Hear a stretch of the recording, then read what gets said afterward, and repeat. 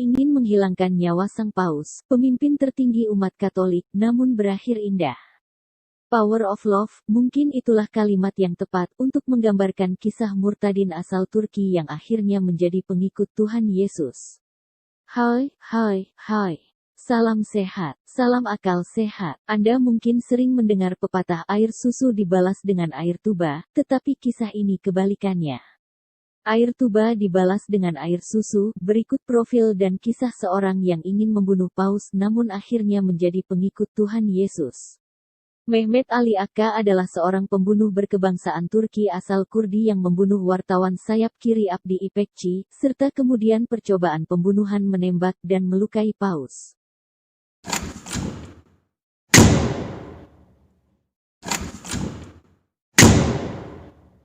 Akca menembakkan 4 peluru dari senjata semi-otomatis Browning High Power 9 mm ke tubuh paus yang saat itu di dalam mobil kepausan menyapa umat Katolik di halaman Basilika Santo Petrus, Vatikan. 2 peluru bersarang di usus besar paus. 2 lagi di jari dan tangan. Peristiwa itu mengguncang Turki, nama yang diucapkan sepanjang tahun, Mehmet Ali Akça, yang mengguncang dunia dengan pembunuhan terhadap Abdi İpekçi di Turki, setelah itu percobaan pembunuhan, paus.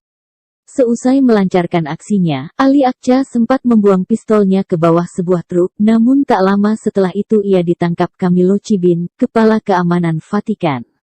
Akça sebelumnya pernah pergi ke Suriah di mana dia memperoleh latihan dalam persenjataan dan taktik teroris selama 2 bulan. Setelah latihan ini dia bergabung dengan kelompok sayap kanan garis keras Turki, Serigala Kelabu.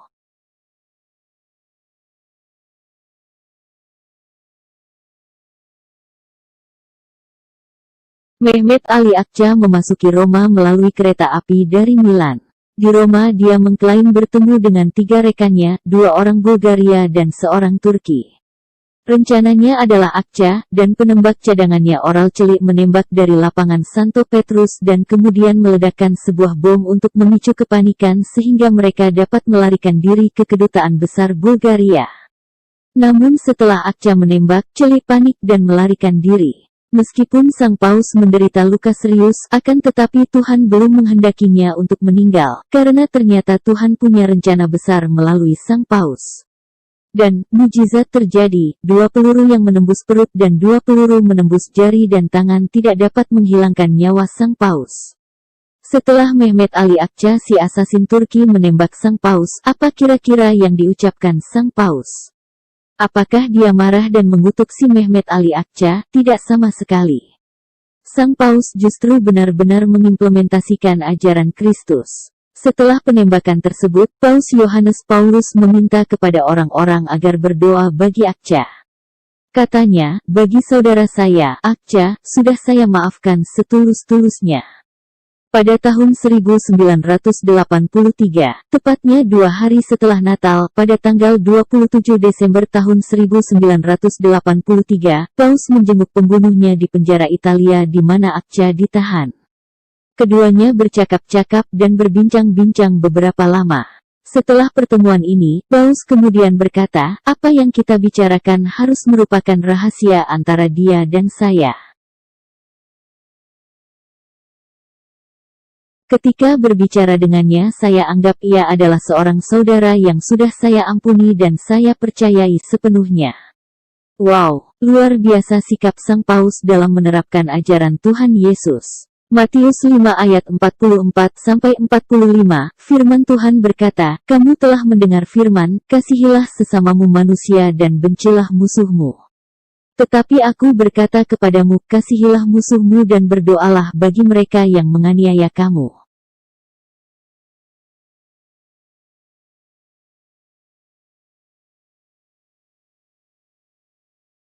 Setelah ditangkap, Akça dihukum penjara seumur hidup, tetapi diberikan grasi oleh Presiden Carlo Azeglio Ciampi pada Juni tahun 2000. Akça kembali ke Turki, di mana dia dipenjara atas pembunuhan terhadap Abdi İpekçi. Pada tanggal 12 Januari tahun 2006, Akça dibebaskan dari penjara Turki setelah selesai menjalani masa hukumannya.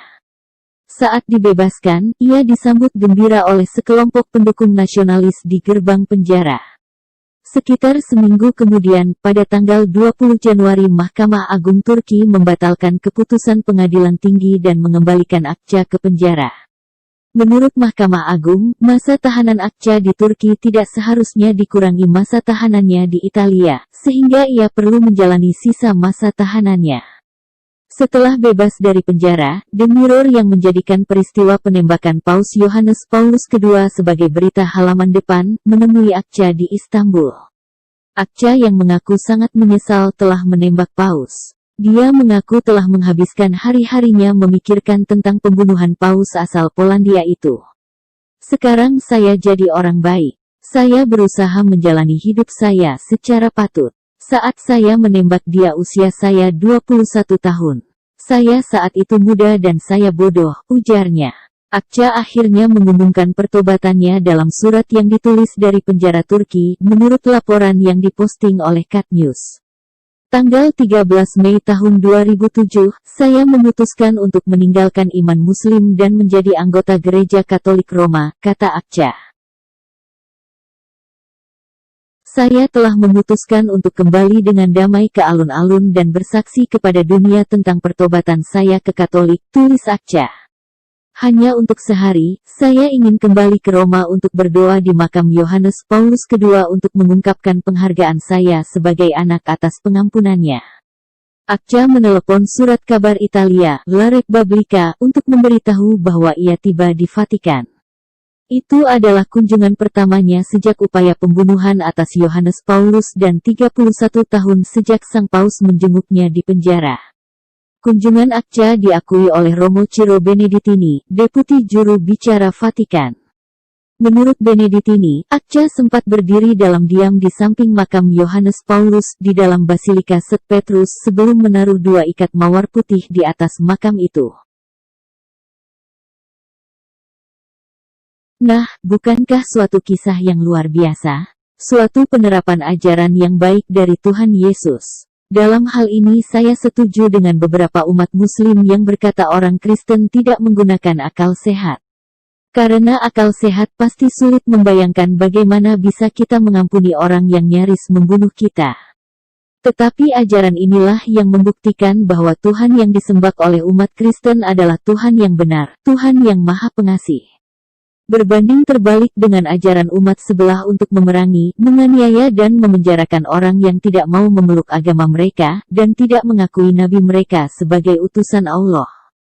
Bayangkan, bukan hanya mengampuni orang yang bersalah kata Tuhannya orang Kristen, tetapi mengasihi musuh atau orang yang bersalah kepada kita. Karena walaupun banyak manusia telah tersesat dengan kehendaknya, mencari jalan sendiri, sesuai keinginannya, menciptakan Tuhan lain sesuai kemauannya, sehingga dari generasi satu ke generasi selanjutnya semakin menjauh daripada Tuhan yang benar. Tuhan tetap mengasihi manusia ciptaannya. Tidak mungkin Tuhan menginginkan manusia-manusia itu mati secara tragis oleh orang-orang yang mengatasnamakan agama, dan membunuh demi nama Allah. Seperti ayat Alkitab dalam 1 Timotius 2 ayat 4 yang menghendaki supaya semua orang diselamatkan dan memperoleh pengetahuan akan kebenaran.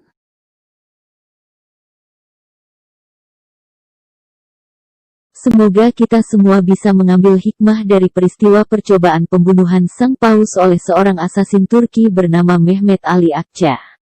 Nyaris meninggal, sang paus mengampuni, pelakunya menjadi Kristen. Tuhan datang ke dunia untuk menyelamatkan orang-orang berdosa.